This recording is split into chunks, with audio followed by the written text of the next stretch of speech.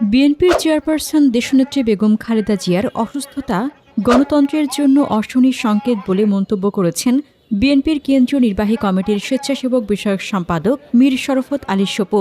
বৃহস্পতিবার দুপুরে শ্রীনগর উপজেলার জমজম টাওয়ারের সামনে উপজেলা যুবদল আয়োজিত দোয়া মাহফিলে অংশ নিয়ে সাংবাদিকদের তিনি এ মন্তব্য করেন।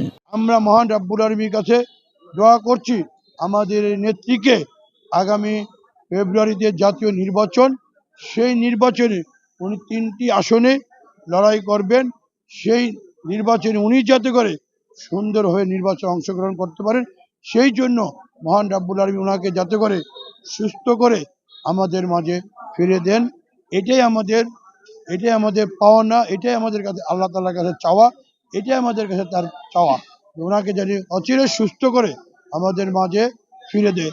কারণ একটি কথা মনে রাখতে হবে, বেগম খালেদা জিয়ার কোথাও না কোথাও যদি কোনো কিছু হয়, গণতন্ত্রের জন্য অশনি সংকেত। আপনারা ইতিমধ্যে দেখেছেন বেগম খালেদা জিয়ার অসুস্থতার জন্য অনেকেই অনেক কথা বলছে, নির্বাচনকে একটু পিছিয়ে দেওয়া যায় কিনা, তফসিলটা এই কথাগুলি আসছে। তা আমরা চাই খালেদা জিয়া সুস্থ হয়ে আসবে, ইনশাআল্লাহ আগামী ফেব্রুয়ারিতে জাতীয় নির্বাচন হবে। আসলে আমাদের গণতন্ত্রের মাতা বলি, বারবারে প্রধানমন্ত্রী, উন্নয়নের প্রতীক বাংলাদেশের, তাকে এই ফ্যাসিস্ট আওয়ামী লীগের সময় তাকে 8 বছর জেল দেয়, 6 বছর কারাগারে রাখে। কিন্তু তাকে বলেছিল আপনি বাংলাদেশ ত্যাগ করেন। আমাদের দেশনেত্রী বেগম খালেদা জিয়া বলেছে বাংলাদেশের মানুষের সাথে আমি থাকবো, আমি বাঁচলে বাংলাদেশে বাঁচবো, মরলে বাংলাদেশে বাঁচবো।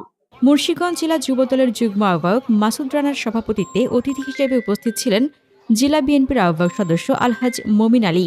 এছাড়া অতিথি হিসেবে আরও উপস্থিত ছিলেন শ্রীনগর ইউনিয়ন পরিষদের চেয়ারম্যান তাজুল ইসলাম, জেলা বিএনপির আহ্বায়ক সদস্য আওলাদ হোসেন উজ্জ্বল, দেলোয়ার হোসেন, জসিম মোল্লা, সিরাজউদ্দীন খান উপজেলা বিএনপির সাবেক সাধারণ সম্পাদক জসিম উদ্দিন খান খোকন, বিএনপি নেতা নুরুজ্জামান শিকদার, জেলা যুবদলের যুগ্ম আহ্বায়ক প্রিন্স নাদিম, জেলা নারী ও শিশু অধিকার ফোরামের সাংগঠনিক সম্পাদক মাহমুদ হাসান ফাহাদ, সিরাজউদ্দীন খান উপজেলা ছাত্রদলের সভাপতি শফকাত হোসেন রকি সহ দলীয় নেতাকর্মীরা।